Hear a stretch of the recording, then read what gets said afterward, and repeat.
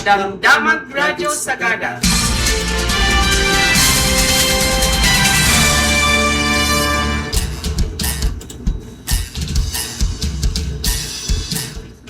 Nembangal daw iti Martes, dito nga road iti oras, nga ibingay iti damdamag. Katsak ni Simbay para iti midday news. Iti ulo dagiti damdamag, iti national, butos ti umili saan nga lisensya tapnos basta nga gastusen ti para publiko a pondo.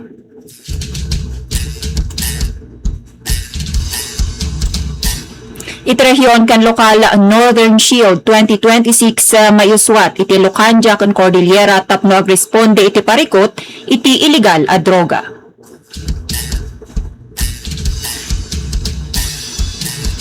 Kabataan nakalampag ang mga idaulo iti laban para iti West Philippine Sea. Talutawen na pa ng awag na terorista saan anang padumog kadagiti aktivista iti Cordillera. Muyong system iti probinsya ti Ifugao na ipanakal iti 2026 Nutrition Month.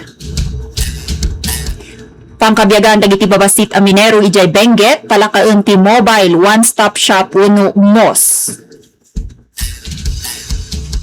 Panagkaykay sa ititong nga ti saan a pagkikinaawatan may panggap iti panagminas kinigdawa ti Mayor ti Mangkayan.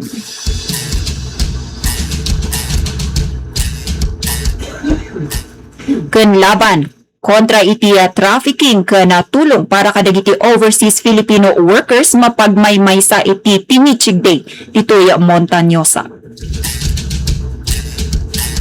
Awan ti expiration date ti panag-arapaap mensahe kadagiti ALS graduates manipud iti upat nga munisipyo ti Montañosa. Nasurok 50 nga estudyante jay Bontok na sanay tapno agbalin nga responsable a leader iti masakbayan. Kana panang ipatulod iti sample para iti saksakit dagiti baboy ditoy Sagada, ijay regional laboratory na ipatantan hog racers na balakadan na pairtengen latta ti biosecurity.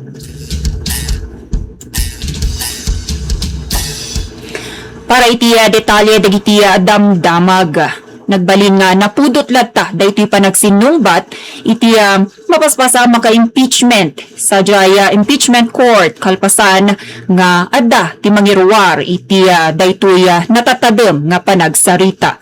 Iti sarita ni Robert Ace Barbers ti daytoy pinakangiwat ti House Prosecution Panel kontra kani Vice Presidente Sara Duterte diretsa nga sinupalpal na ti depensa uno dahi ti kampo ni Duterte at ti impeachment ket panang baliwala iti 32.2 million nga butos naala ti Vice Presidente iti 2022 elections. Sigun iti dati nga kongresista, daytoy nga nagdakkel nga butos ket saan man wenno kaano man saan nga agserbi nga lisensya tapno basta nga gastusen ti para publiko a pondo.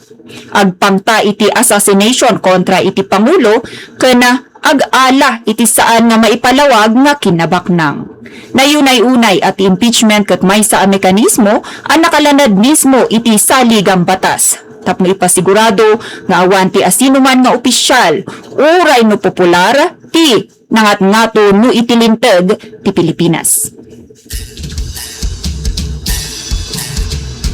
Iti detalye dagiti damdamag iti rehiyon ti Cordillera ken damdamag lokal ket nakasagana nga sumbatan dagiti pagadalan ditoy Cordillera iti rehiyon ti Cordillera ken iti Lucanja wenno iti Ilocos region dagiti baro nga laban kontra iti legal nga droga babaen daytoy pilot initiative nga Northern Shield 2026. Nayuswat ti inyuswat daytoy Philippine Drug Enforcement Agency wenno PDEA daytoy a programa tapno sanayon dagiti guidance counselors, National Drug Education Program wenno NDEP coordinators ken dagiti organisasyon dagiti estudyante ti kastakit na sapsapa ang matukoy ken matulungan dagiti estudyante nga da iti peligro wenno peggad iti addiction iti daytoy illegal drugs. Sigon ken ni PDEA Ilocos Regional Director Julius Paredes, ti proyekto ket saan nga nakatuon iti naranggas nga panangtiliw no di panangted iti suporta nga pangsalunat, counseling ken husto nga referral babaen iti tulong ti Department of Education, dahiti Commission on Higher Education ken ti Department of Health. Target ti programa nga agserbi nga modelo iti daytoy panagbaligi para iti daduma nga pagadalan iti pagilian bayat nga nakapauneg iti Seal of Excellence para kadagiti campus nga mangpatalinaed ang natalged kan adayo iti illegal a droga dagiti pagadalan da.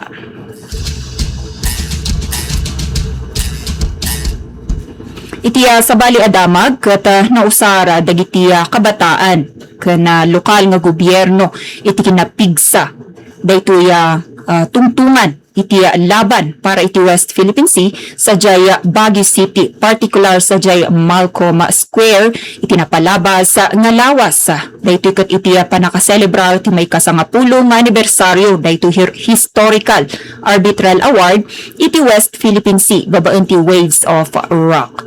Iti nasawa po nga event ket nagbalina nga kari daytoy mensahe ni Baguio City Mayor Benjamin Magalong no sa dino inyo unay na nga panawen para kadagiti kabataan wenno youth nga mangidaulo iti panangdependar iti dignidad kinawaya ken soberanya ti pagilian nga Pilipinas gapu ta isudang laeng ti agnumar kadagiti desisyon itatta kalpasan ti 10 hanggang na iti 20 at taon. Sinigundaan daytoy ni Dr. Sheridan Athena Gadjete manipod iti National Youth Commission anang ipanawagan kadagiti kabataan nga agbalin nga mapanuri, mapagmatsyag wenno i-monitor kitaan dagiti updates iti impormasyon ken nagbalin nga boses ti agpayso. Daytoy panagtipo na ket naisayangkat dagiti Battle of the Bands manipod iti Benguet, Kalinga ken iti syudad ti Baguio. Nagserbi maysa nga plataporma ti panagkaykaysa ken nasyonal a panangitag-ay para iti karbungan ti Pilipinas iti sidong ti batas international.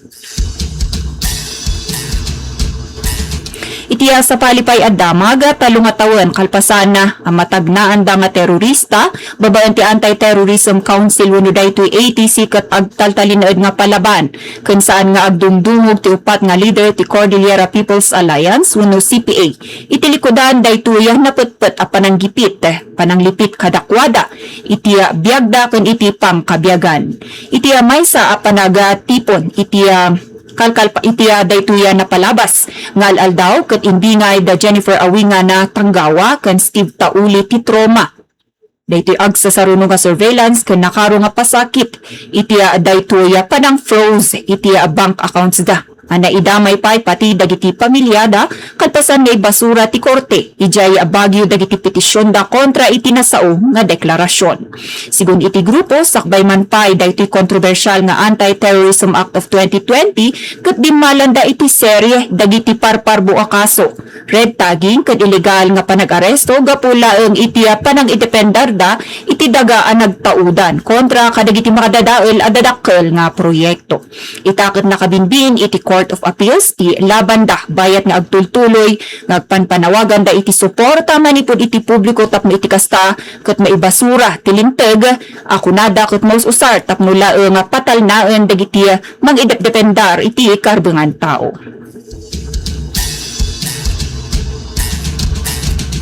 Ijay met probinsya iti Ifugao ket inyunay-unay ti Provincial Environment and Natural Resources Office wenno Pedro Ifugao at panangtaripato iti aglawlaw kun usto nga nutrisyon ket agkadua ken isu ti tulbek para iti maysa a nasustansya a masakbayan. Iti panakayuswa ti 2026 Nutrition Month nga daan iti tema nga nutrisyon at kalikasan ating pangalagaan inpalawag ni Penro Officer in Charge Arnel Bilibli at panakadadaol daytoy aglawlaw ket direkta nagresulta iti malnutrisyon dagiti umili gapu iti panagbaba ti kalidad ti taraon. Intampok ni Bilibli daytoy katutubo kuno na insigudan nga muyong system maysa a tradisyonal a panagmanihar iti aglawlaw Tapno taripatuan met lang dagiti watersheds ket maysa nga epektibo a solusyon nga mangpatpatalin na iti supply ti banum para kadagiti taltalon wenno payaw ken mangmangped iti nasustansya at tradisyonal a pagay.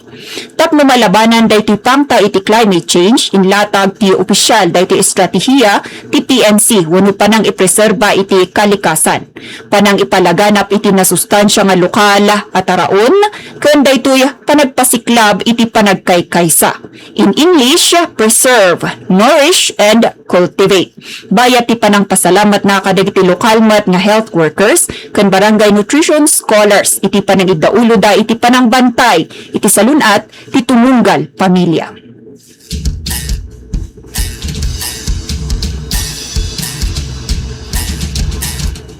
Iti tungtungan daytoy panagminas sa mas naparpartak ken nalaklaka itan ti panagsirrek ti legal nga operasyon dagiti small scale miners iti Cordillera kalpasan met nga iuswat daytoy Department of the Environment and Natural Resources MGB ken EMB ti programa nga Mobile One Stop Shop wenno MOS ijay Benguet Sports Complex iti napalabas nga lawas. Pagget daytoy nga adda nga proseso ti interim small-scale mining contracts wenno mauawagan nga ISSMC tapno ikan dagiti minero iti 2 tawen nga palugit amang kumpleto iti dokumento a kasampulan bayat nga legal nga operar iti uneg ti deklarado nga minahang bayan.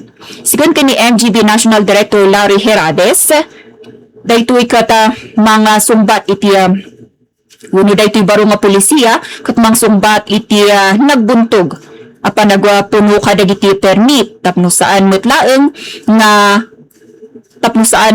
umatras dagiti minero. Imbes kata matarabayan da no anya ti ikastada iti responsable a panagminas ti pagtalgedan iti trabaho ken proteksyon mutlaeng ti aglawlaw. Dakkel met ti panagpasalamat dagiti dadu mga lokal nga asosasyon dagiti minero gaputa malaksid iti proteksyon iti daytoy pangkabyaganda ket mas ana ipalaka ti panangilako da nga direkta iti Bangko Sentral ng Pilipinas iti balitok da iti kasta ket makatulong damot laeng iti pambansang ekonomiya.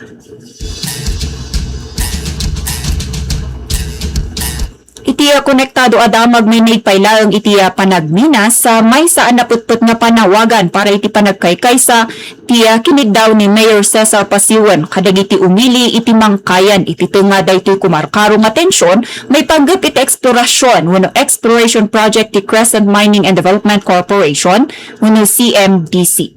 Iti may nga flag raising ceremony ang napasamak iti napalabas nga aldaw iti Lunes. Inbaga daytoy alkalde nga maawatan na ken irespetar na ti karbongan dagiti mannalon sajay bulalakaw ken ginawang mangidep dependar iti bukod da apang kabyagaan ken ti aglawlaw babaen iti barikada. Daytoy nga barikada ket agtultuloy gapu nga rod iti daytoy problema. Adamot lang dagiti residente nga palpalubos nga maabutan ken madril dagiti bukod da nga taga kasukat ti naikari at trabaho. Kasaruno daytoy ti panakaiparwar wenno panang iparwar ti Bugia sa Regional Trial Court iti 72-hour temporary restraining order wenno TRO laban iti blockade dagiti residente tapno ikan iti dalan ti operasyon ti kumpanya. Impasigurado ni Mayor Pasiwan nga urayan ti lokala nga gobyerno ti pinal nga pasya ti korte bayata ang mabalbalakadan dagiti agparparenta nga makingkukwa iti daga nga timbangan nga usto no anya ti agbalin nga desisyon da ang makatulong para iti daytoy mo kunkuna nga kinatalna ken panagkaykaysa ti entero a komunidad.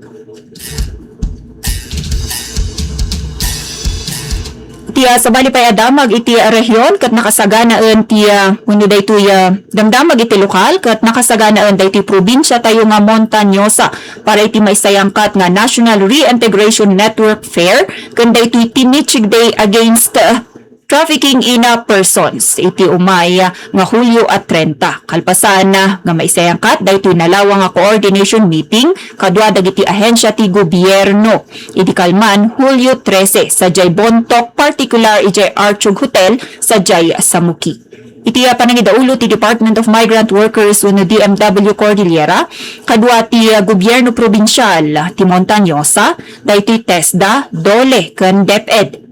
Mainayon pa dagiti daduma a sektor ket nabalangkas sa daytoy aktibidad. Maibilangan daytoy maisayang kat nga job fair, trade fair, learning sessions ken libre nga legal consultations para iti publiko ken dagiti agsubsubli nga overseas Filipino workers wenno OFWs. Daytoy Timichud Day ket na ideklara uno indeklara ni Gobernador Bonifacio Lacuasa na iti napalabas nga taon 2025 iti sidong ti Executive Order number 28 tapno maigiddan iti World Day Against Trafficking in Persons ti United Nations wenno UN. Panggap daytoy asalakniban dagiti umili kontra iti human trafficking bayat nga ikan isuda iti barbaro a panagrugi ken makaanay a pangkabyagan nang runa dagiti makunang baro nga heroes dagitoy bayani nga OFWs iti panag-awid da. Dito'y pala ang Montañosa ket pinanaknakan ti 30 ken 3 nga estudyante wenno learners ti Alternative Learning System wenno ALS manipod iti upat nga munisipyo ti Montañosa nga Baukuan, Sabangan, Busaw ken Sagada nga awan. Awan iti edad ti panangagawat iti arapaap. Kalpasan nga gigidanda para iti graduation ken moving up ceremony iti napalabas alawas sa Utukan Community Learning Center. Babayan iti tema nga Filipino graduates prepared to lead, equipped with competence and character. Kan iti pamadayaw ti may saan nagalupas iti elementarya ken 32 nga completers iti junior high school iti sangwanan ni Schools Division Superintendent Binilda Daytaka. Dito'y kata naipakita ken naipanakal ti advokasya ti Department of Education para iti inklusibo nga edukasyon ken anunsyo para iti nayon nga oportunidad para kadigiti mangkayat nga mangituloy iti panag-adal da. Nagbalin nga highlight iti programa dagiti testimonya dagiti nalpas nga nagturpos metlaeng apakaibilangan na ti maysa nga factory workers sa Korea anang bingay nga gapu iti ALS ket napaneknekan na nga awan ti maudi iti edukasyon ken libre ti ag-arapaap. Dito'y kat insigurado mo ti dagiti lokal nga opisyal iti probinsya nga suportado dalatta dagiti adda nga aramid daytoy alternative learning system para iti napintas ang masakbayan dagiti umili.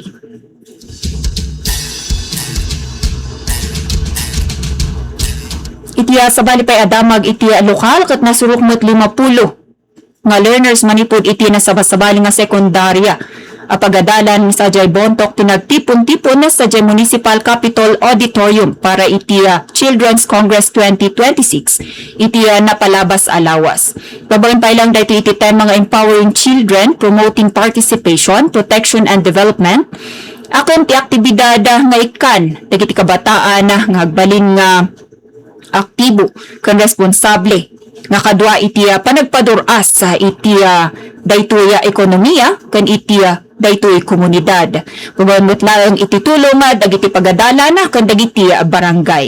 Iti mensahe ni Mayor Franklin Odsi nga inapadano ni Administrative Officer Benedict Odsi II na lukoy dagiti kabataan nga agaramid iti daytoy nalalaing nga desisyon kana ikan dagiti bagbagida iti positibo nga impluwensya tapno iti kasta ket napintas sa ti masakbayan da. Nagbalin nga tarabay iti daytoy nga diskusyon dagiti imbingay nga kaamuan manipur ka dagiti sanggunyan kabataan chairman ani J. Anthony Manochon, may panggap iti karbungan dagiti learners, population program officer Darlene Awingan may panggap iti reproductive health kan PSSG Edison Mariano manipud iti Bontok Police Station may naigmot iti papel dagiti kabataan iti panang patalinaan iti kapya iti komunidad.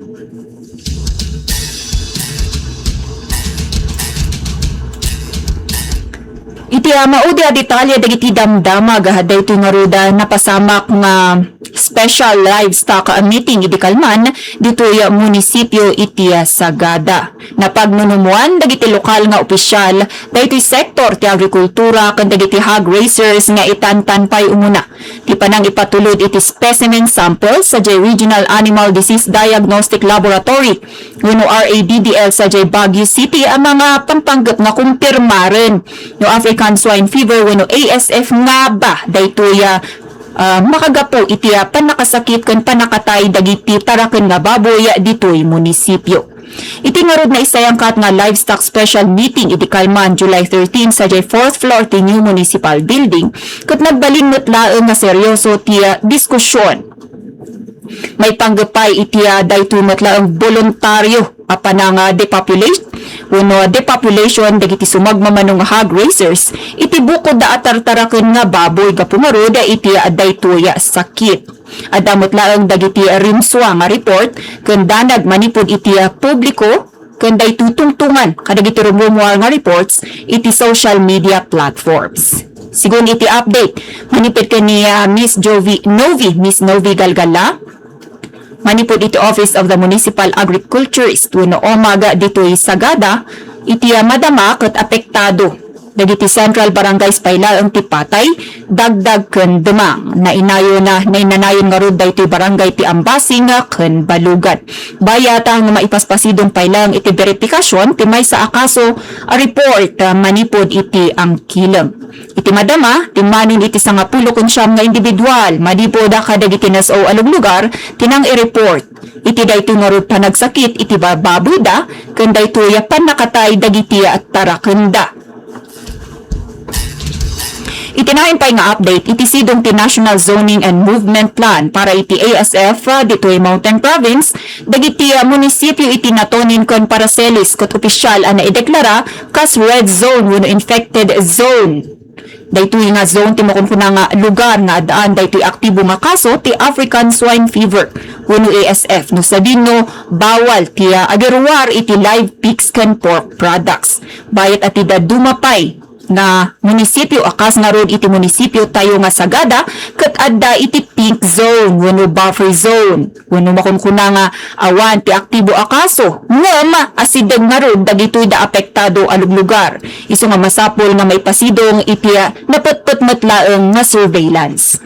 In palawag ni Ginoong Peter Tikag manipoda iti OMAG Sagada aday iti nga rod ti maysa kabrunaan no apay maitantantan nga rod daytoy sample pananiya patulod iti sample babaen iti LGU manipud idi naalad ti report idi June 9 pananga ited iti konsiderasyon wenno panangted konsiderasyon ti LGU iti nga rod daytoy pakiusap dagiti saan nga apektado nga hog raisers nga ikanpay isuda iti makaanay a panawon tapno mailako da ken maibiyahe da dagiti alaga da nga baboy nga saan nga apektado.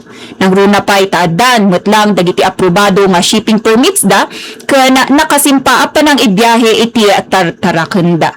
Warning met manipoda iti OMAG nga opisyal a deklarado nga positibo iti ASF ti Sagada, otomatiko ang mai-lockdown daytoy. Wenno maipasidong iti total lockdown, ang mabalin nga bumayag iti saan nga bumaba iti duwa nga tawen. Daytoy ti mangparalisa iti lokal nga industriya ti panagbaboy.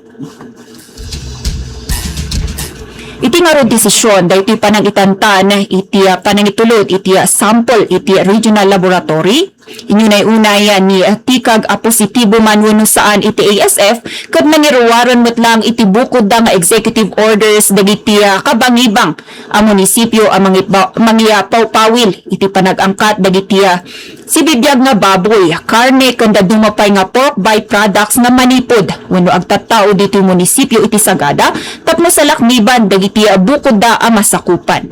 Nagwarning met lang wenno nagbalag daytoy OMAG nga iti sumarsaruno alawas ket awan ti mapabasol numan kumaro wenno umado dagiti may report nga matmatay a baboy kaputa daytoy ket kolektibo a desisyon iti nasao nga meeting.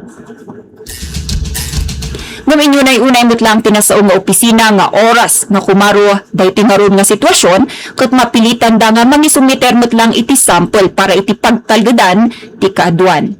Itakat ang manarimaan paylaang ti bilin dahito'y LGU para iti stricto nga implementasyon ti biosecurity protocols iti kada kural uno iti per barangay. Nabilinan dagiti barangay officials nga mangitakder iti checkpoints tapno iti kasta ket maharang ti panagserek dagiti kontaminado nga karne manipura kadagiti apektado alug lugar iti munisipyo. Bayat met nga bayat met dagitoy da barangay animal health workers wano bao kanti kagawad nga magidadaulo iti Committee on Agriculture ket mangiyaramid iti dagos nga inventaryo kun bilangan dagiti populasyon dagiti sibibiyag ababoy iti bukod da masakupan.